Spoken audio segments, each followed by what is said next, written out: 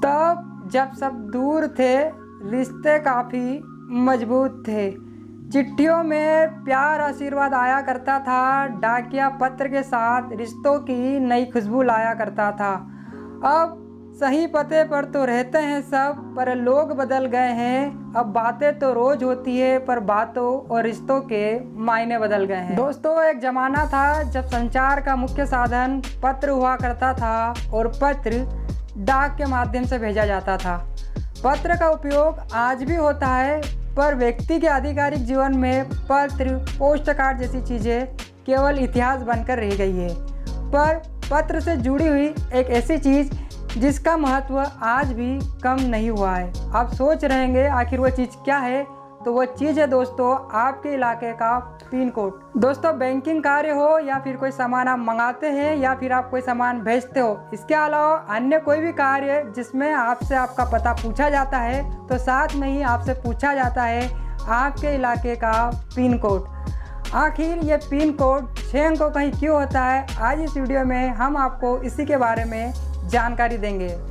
जय हिंद, जय भारत, नमस्कार दोस्तों, मेरा नाम रविंद्र सिंह है और आप देख रहे हैं ज्ञानवर्धक, मनोरंजक जानकारियों, कहानियों, किस्सों का संसार, मेरा चैनल नॉलेज विद फैक्ट आपके द्वारा।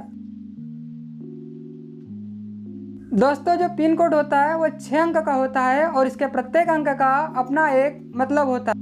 समझने के लिए हम उदाहरण के तौर पर एक पिन कोड नंबर 456010 लेते हैं। यहाँ पर पहला अंक होता है वो भारत के क्षेत्र को दर्शाता है कि आपकी डाक भारत के उत्तर, दक्षिण, पूर्व, पश्चिम, मध्य यानी भारत के किस क्षेत्र में जानी है। इस प्रकार से भारत को कुल 9 क्षेत्रों में बांटा गया है। जो पिन कोड का दूसरा अंक होता है वो भारत के क्षेत्र के उपक्षेत्र को दर्शाता है।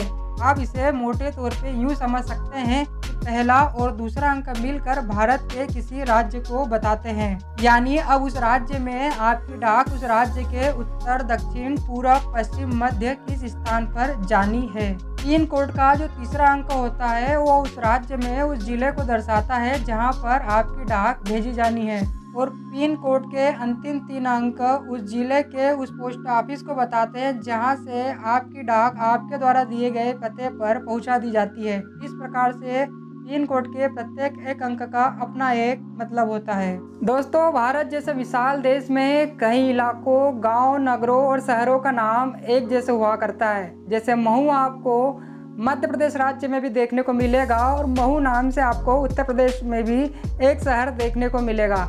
इसके अलावा भारत में कई भाषाएं, बोलियां बोली जाती है और कुछ लोगों की हैंड राइटिंग साफ सुथरी नहीं होती थी, जिसके कारण आपका पत्र सही जगह पर नहीं पहुंच पाता था। लेकिन पत्र के साथ लिखा गया पिन कोड पत्र को सही समय पर सही जगह पहुंचाने में काफ़ी मदद करता है। इसीलिए आपको आपके पते के साथ आपके इलाके का पिन कोड लिखने को कहा जाता है। भारत में पिन कोड की शुरुआत 15 अगस्त 1972 को हुई थी। तो ये थी आज पिन कोड के बारे में जानकारी। आपको ये जानकारी कैसी लगी आप हमें कमेंट करके ज़रूर बताइए। और आप यदि ऐसे ही मनोरंजक, ज्ञानवर्धक जानकारियों, कहानी, किस्सों के साथ जुड़े रहना चाहते हैं तो आप हमारे चैनल को सब्सक्राइब कर हमारे साथ जुड़ सकते हैं। जय हिंद, जय भारत, नमस्कार दोस्तों।